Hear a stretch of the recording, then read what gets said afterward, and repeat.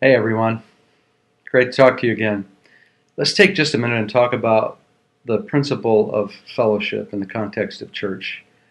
And please allow me to make this blatant statement, perhaps a little hyperbole, but to make a point, because I think it's an important point that much of the church needs to get today.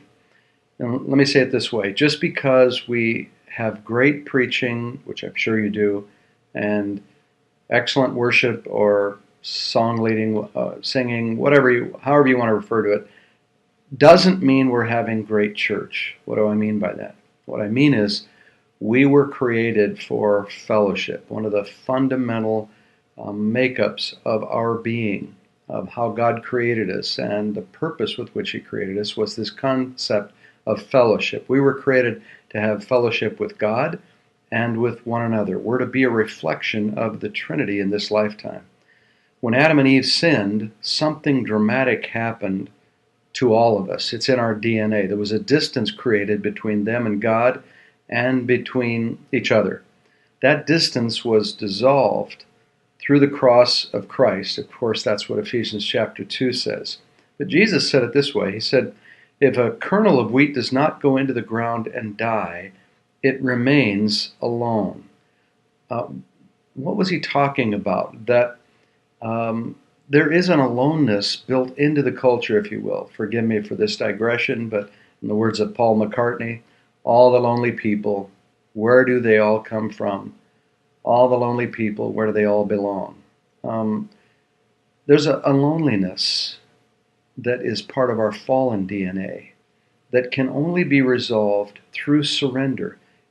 If we don't surrender to Christ, then we never really know true fellowship with Him or with others. So, bottom line, I believe we must teach people two critical aspects of church life. One is we must teach them complete surrender to Christ. Don't lose that. Don't leave it in your attempts to be relevant to the culture around you. Don't lose the concept of total surrender. People need to understand that's the only way.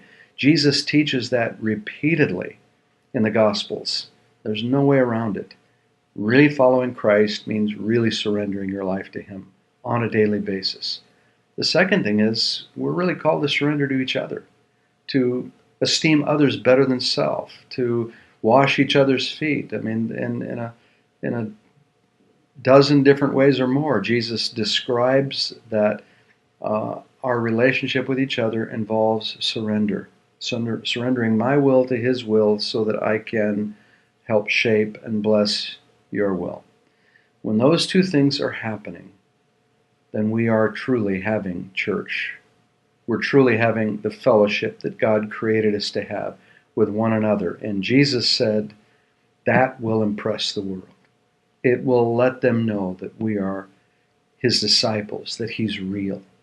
So I pray for you today. I pray for myself. I pray for you that you would be a leader who helps people surrender to Christ, really, truly, fully. And of course, that starts with you. You can't lead people anywhere you haven't gone yourself.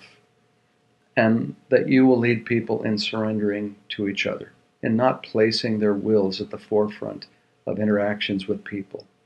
Not my will, but your will be done, is one of the great keys to true fellowship and true relationship that is transformative. So I pray that for you and for those you lead today. God bless you, friend. Surrender to Christ and lead others who do. Surrender to fellowship and lead others who do. In Jesus' name, God bless you.